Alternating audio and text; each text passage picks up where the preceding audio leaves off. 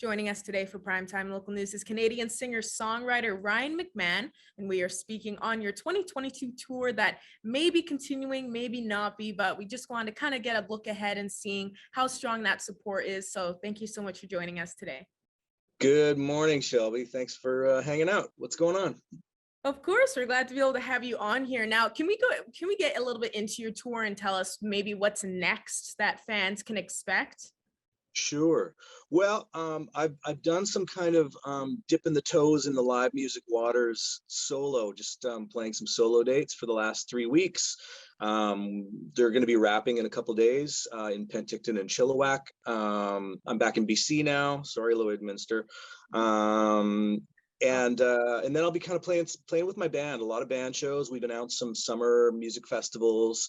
Out west, we're going to be playing Sunfest with Darius Rucker and Dallas Smith and some cool country cats like that.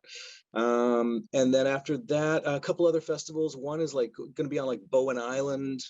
But beyond that, it's all kind of geared towards the release of the new single and seeing how that does, both in Canada and south of the border as well. I do plan to ask a little bit more about that single coming up here. But first, I wanted to ask, with how strong that support has been so far, each spot since this tour started.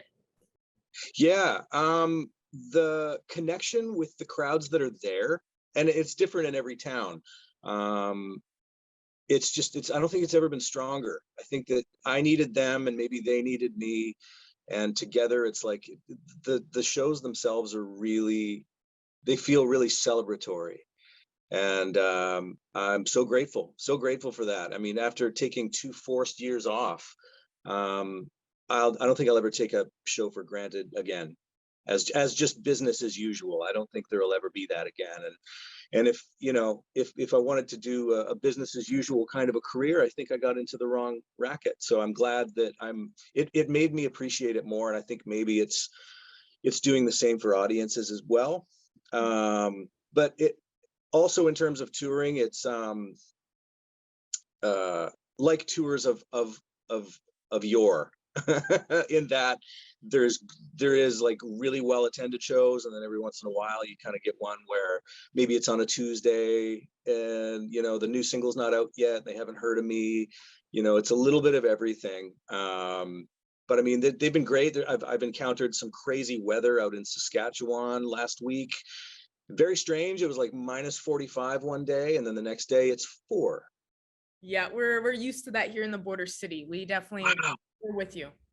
Yeah, like I hung out in North Battleford, and then I had to rip down to Regina, and it just wasn't to be. So I ended up getting stranded in Davidson, of all places.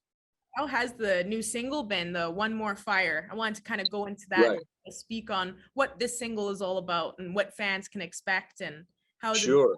Well, for those of them that have heard me before, One More Fire is a little bit of a departure. It's an up-tempo song of redemption. I wouldn't want to emerge from a pandemic or any forced hiatus any other way. It's up-tempo, it's positive. It's all about reconnection to community, to audience, to oneself. It's optimism for a change, and I've played it every night. It's not out until April 22nd, and then the video will follow that. But that's what these preliminary pre-release tours are about. Going out and trying all this new material out and seeing what lands with audiences, and maybe what you got to kind of tighten up and tweak a little bit. So, but I'm really happy to say that the song has it's worked every night. Yeah, I can't wait for them to hear it as a full band. Well, it's really great to hear how strong that support has been for you on this tour, especially during these times throughout the pandemic. And I know there's probably some fans here in the border city that would love to see you in person here performing at Vic Juba, and excited to hear this single. So hopefully we'll be able to make that happen in the future. Now, is there anything else you want to add that I may have missed out on that people can expect?